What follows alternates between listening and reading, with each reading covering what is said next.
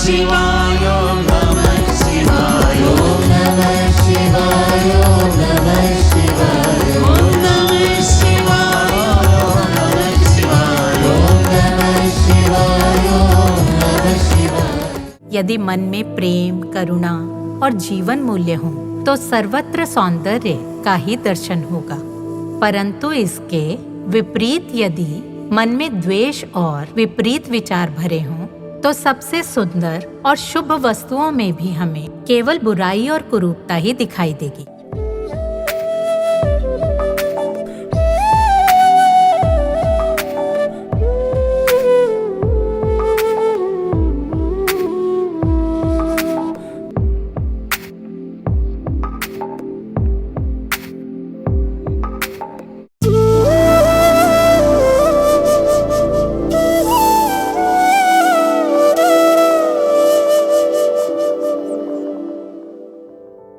एक नया शिष्य गुरु जी के पास गया और बोला, आप ध्यान में बैठने पर इतना जोर देते हैं, पर ध्यान में बैठने पर मेरे मन में विचारों का तूफान सा आ जाता है। गुरु जी ने कहा, अच्छी बात है, जारी रखो।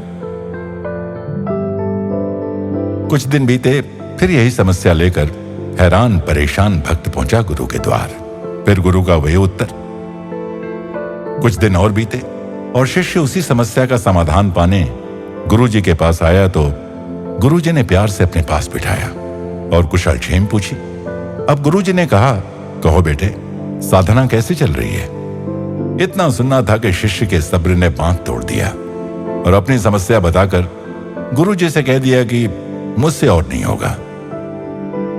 गुरु जी ने बड़े प्यार से उसका हाथ अपने हाथ में लिया और बोले, तो क्यों इतना परेशान हो रहा है बच्चे? ये मन तू नहीं है, तू तो इसे देख रहा है। ये वो कोठरी है जिसे तूने आज तक खोला नहीं था। अब खोला है तो इसके अंदर क्या क्या भरा है वो दिखाई दे रहा। इसमें घबराने की कोई बात नहीं और इसे तो अध्यात्म में अपनी छलांग समझो जो तुम अपने मन को इतने ध्यान से देख रहे हो। यही है वो अंतर्वीक्षण। बस देखते रहो, इसकी सफाई में नहीं उलझना और ना ही इनका स्वामित्व लेना। तुम्हारे देखते देखते ही कोठरी खाली हो जाएगी। भीतर देखना ही बड़ी बात है। जो बाहर देखे, जगत की कहे सुने सोचे, वो संसारी, और जो भीतर देखे वही आध्यात्मिक। प्रेम स्वरूप और आत्म स्वरूप आप सबको प्रणाम। നമ്മുടെ മനസ്സിൽ സ്നേഹവും കരുണയും മൂല്യങ്ങളും ഉണ്ടെങ്കിൽ നമുക്കെങ്ങും നന്മയും സൗന്ദര്യവും ദർശിക്കാൻ കഴിയും। वास्तव में इस संसार में हम सौंदर्य और शुभता के दर्शन कब कर पाते हैं? यदि मन में प्रेम, करुणा और जीवन मूल्य हो तो सर्वत्र सौंदर्य का ही दर्शन होगा। परंतु इसके विपरीत यदि मन में द्वेष और विपरीत विचार भरे हों तो सबसे सुंदर और शुभ वस्तुओं में भी हमें केवल बुराई और कुरूपता ही दिखाई देगी। मन सदा पसंद नापसंद के पीछे भागता है। प्रेम के वशीभूत होकर प्रेमी कहता है, तुम कितनी सुंदर हो, मैं पल भर भी तुमसे दूर नहीं रह सकता। कहीं तो अम्मा से आकर कहते हैं, अम्मा मैं उससे दूरी सहन नहीं कर सकता। इस प्रकार उसके रूप और सौंदर्य का ही वर्णन करता रहता है। विवाह के बाद वही आकर कहते हैं, अम्मा वो इतनी कुरूप है, मुझे किसी भी तरह उससे बचाइए। कई युवतियां भी ऐसा कहती हैं, अम्मा किसी न किसी तरह मुझे इस आदमी से बचाइए, मैं थक गई हूँ इस सब से। एक बार राजा जनक की विद्वत सभा में महर्षि अष्टावक्र गए। उनके विकृत शरीर को देखकर सभी विद्वान हंसने और उपहास करने लगे। ये देखकर अष्टावक्र भी जोर से हंस पड़े। राजा ने चकित होकर पूछा, इनके हंसने का तो कारण है, परंतु आप क्यों हंसे? तब अष्टावक्र ने कहा, मैं इसे विद्वानों की सभा समझकर आया था, पर इस सभा में तो चर्मकारों का ही समूह है। यही देखकर मुझे हंसी आ गई। अर्थात उन्होंने केवल महर्षि के विकृत शरीर को देखा, सच्चे विद्वान तो भीतरी सौंदर्य को देखते हैं। हृदय में करुणा हो तो हमें दूसरों की अच्छाई ही दिखती है। शास्त्र पढ़ने पर भी उनमें करुणा नहीं थी, इसलिए अष्टावक्र को पहचाने बिना उनका उपहास किया। इसीलिए ऋषि ने उन्हें चर्मकार कहकर पुकारा। हमें व्यक्ति के भीतरी सद्गुण ही देखने चाहिए। एक बार बच्चों को पिकनिक पर ले गए। उनके लॉज के चारों ओर हरे भरे खेत थे, जिसके आसपास बच्चे खेल रहे थे। कुछ कृषक वहां पर आए। उन्होंने एक पेड़ के नीचे बैठकर अपना भोजन किया और बर्तन वहीं छोड़कर वापस काम पर चले गए। बच्चों ने खेल खेल में वो सभी बर्तन उठाकर झाड़ियों में छिपा दिए। शाम को घर लौटने से पहले अपने बर्तन ना पाकर वो घबराकर इधर उधर ढूंढने लगे। बच्चे दूर खड़े उनकी इस व्याकुलता को देखकर हा हा हा कर आनंद ले रहे थे। ये पूरी घटना उनकी उस टीचर ने देखी जो उन्हें वहां लाई थी। उन्होंने बच्चों से कहा, तुम लोग हंस रहे हो, पर जरा उनके चेहरों को तो देखो, वो कितने परेशान दुखी हैं। उन गरीबों को एक नया बर्तन लेने के लिए कितना धन जोड़ना पड़ेगा। कहकर वो निकल गईं। बेचारे कृषक बिना बर्तन लिए वहां से निराश लौट गए। अगले दिन वो दूसरे बर्तनों में भोजन लाए और खाकर फिर काम पर चले गए। टीचर ने बच्चों को बुलाकर सभी को कुछ सिक्के देकर कहा, तुम्हें हर एक बर्तन को खोलकर उसमें एक एक सिक्का डालना है। बच्चों ने वैसा ही किया। जब कृषक लौटे और उन्होंने बर्तन खोले तो सिक्के देखकर वो आनंद से उछल पड़े। मुझे सिक्का मिला, मुझे भी, अरे ये देखो मेरे डिब्बे में भी है। और फिर उनकी खुशी का कोई ठिकाना ही नहीं रहा। तब टीचर ने बच्चों से कहा, उनका चेहरा देखो, तुम्हें उनका कल का चेहरा याद है ना, और आज का भी देखा तुमने, तो हमें किस भाव को बढ़ाना चाहिए, कल वाले दुख को या फिर आज वाले सुख को? आज वाले सुख को। सच्चा आनंद किसी को पीड़ा देने में नहीं बल्कि करुणा में है। हमें इसी को अपने भीतर बढ़ाना है। हमारा अहंकार सदैव कृत्रिम है, नम्रता मूल स्वभाव है। ये हृदय तक पिघलकर हमें एक आदर्श बनाती है।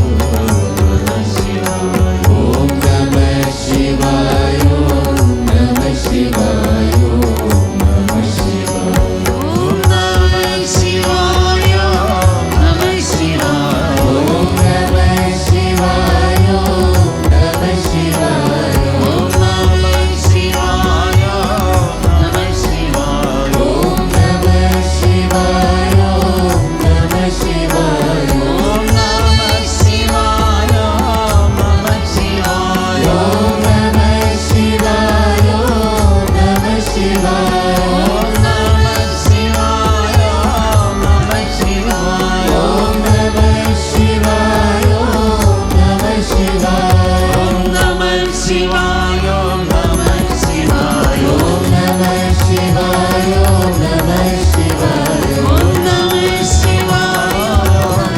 शिवाय ओम नमः शिवाय ओम नमः शिवाय ओम नमः शिवाय ओम नमः शिवाय ओम नमः शिवाय ओम नमः शिवाय ओम नमः शिवाय ओम नमः शिवाय ओम नमः शिवाय ओम नमः शिवाय ओम नमः शिवाय ओम नमः शिवाय ओम नमः शिवाय ओम नमः शिवाय।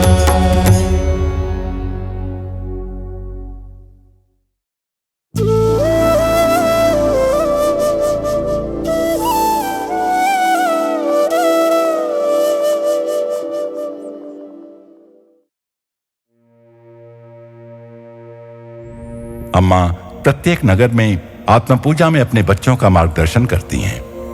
अम्मा केवल इस जन्म में अपने बच्चों की सहायता करने तक ही सीमित नहीं है, बल्कि वे उन्हें संसार के चक्र से मुक्त होने और अपने सत्य स्वरूप को पहचानने का मार्गदर्शन देने का भी प्रयास कर रही हैं।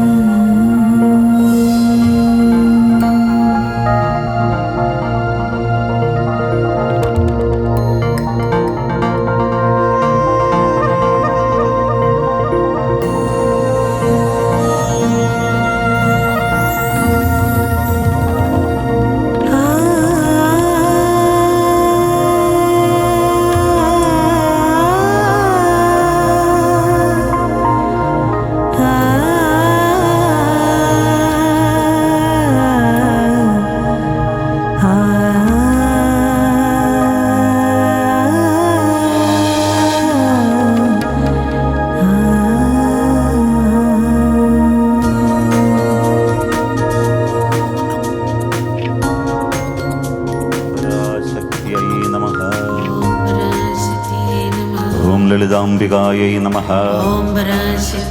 ओम श्रीमात्रे नमः। ओम श्री महाराज्ञै नमः। ओम भवान्यै नमः। ओम भावनागम्यायै नमः। ओम भद्रप्रियायै नमः।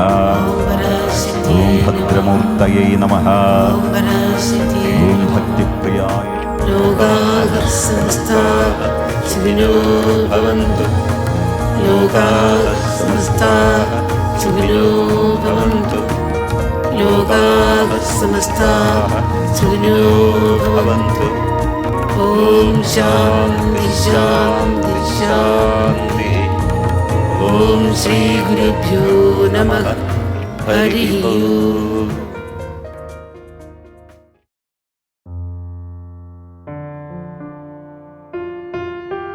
अम्मा के बच्चे अपना जीवन अम्मा के साथ साझा करने के लिए अत्यंत उत्सुक रहते हैं। अम्मा ही उनका पूरा संसार हैं और वे भी अपने बच्चों के दुख और सुख की कथाएं सुनने के लिए उत्सुक रहती हैं। उनके बच्चे अम्मा को अपने भय और अपनी आकांक्षाएं बताते हैं। वे उनसे परामर्श लेते हैं और अपने कार्यों में उनसे सहायता मांगते हैं। वे अपने जीवन में जिन भी परिस्थितियों का सामना करते हैं, अम्मा एक सहायक शक्ति के रूप में उनके पास विराजमान रहती हैं।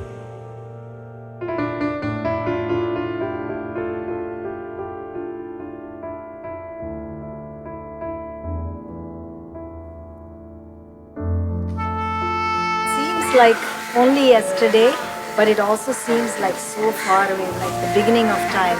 ऐसा लगता है जैसे ये सब कल की ही बात हो, फिर भी जैसे बहुत पुराना, मानो समय की शुरुआत की बात हो। 1986 में मेरी अम्मा से पहली भेंट हुई, जब वे मेरे मामा के घर आई थी। हमने भजन में भाग लिया और हम मंत्रमुग्ध हो गए। वो एक बहुत ही सुंदर अनुभव था। आश्चर्य की बात है कि मुझे अपना पहला दर्शन याद नहीं है, लेकिन उसके बाद हमारे हृदयों में जो गहरी आनंद की अनुभूति हुई वो आज भी याद है। अम्मा के बिना जीवन की कल्पना करना कठिन है। मैं हमेशा से आत्मचिंतन करने वाली रही हूँ और अक्सर बातों को अधिक सोचती रहती हूँ। मैं मजाक में कहती हूँ कि मैं एनालिसिस पैरालिसिस में फंस जाती हूँ। अम्मा एक अद्भुत आदर्श हैं। भले ही हम उनकी शिक्षाओं का पूरी तरह पालन न कर पाएं, फिर भी प्रयास करते हैं। मुझे 2004 की सुनामी आज भी याद है। उस समय अम्मा के चेहरे पर जो गहरा दुख और करुणा थी, उसे देखकर मेरी आंखों में आंसू आ गए। मैं पीड़ितों के लिए उस तरह से महसूस करने लगी जैसा पहले कभी नहीं किया था। मेरे लिए अम्मा मेरी गुरु हैं और वे देवी, श्री राम, सीता और श्री कृष्ण सभी दिव्य रूपों का स्वरूप भी हैं। उनके गुणों को अम्मा में स्पष्ट रूप से देखा जा सकता है, इसलिए मुझे लगता है कि वे सब उनमें समाहित हैं। अम्मा प्रत्येक व्यक्ति के साथ एक अनोखा संबंध बनाती हैं। वे सभी के लिए माँ हैं, फिर भी कभी वे बच्चे जैसी लगती हैं और कभी एक मित्र की तरह। ये संबंध हर व्यक्ति के लिए अलग होता है।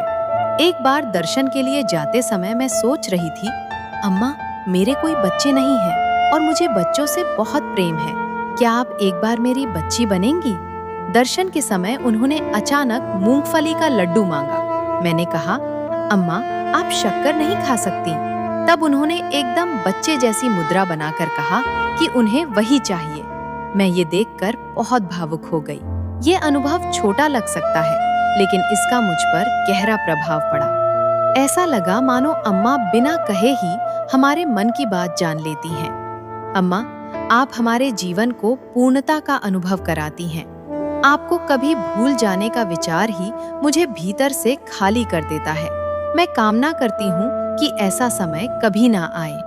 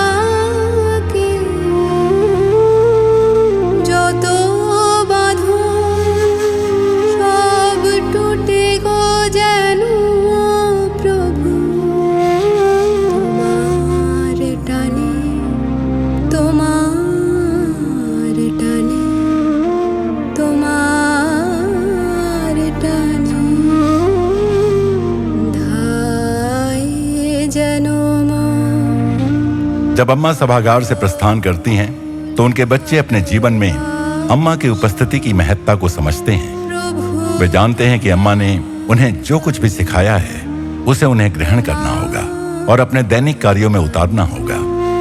पूरे वर्ष अम्मा को अपने समीप रखने का यही उनके लिए सबसे सरल मार्ग है।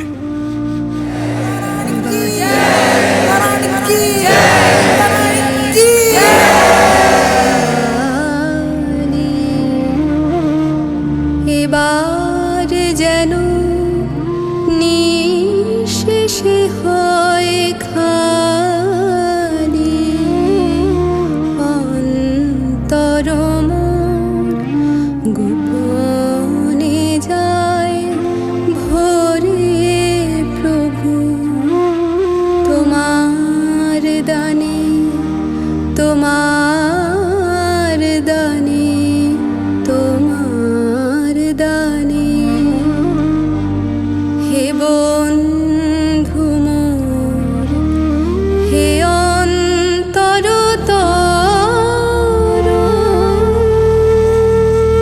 এ জীবনে যা কিছু সুন্দর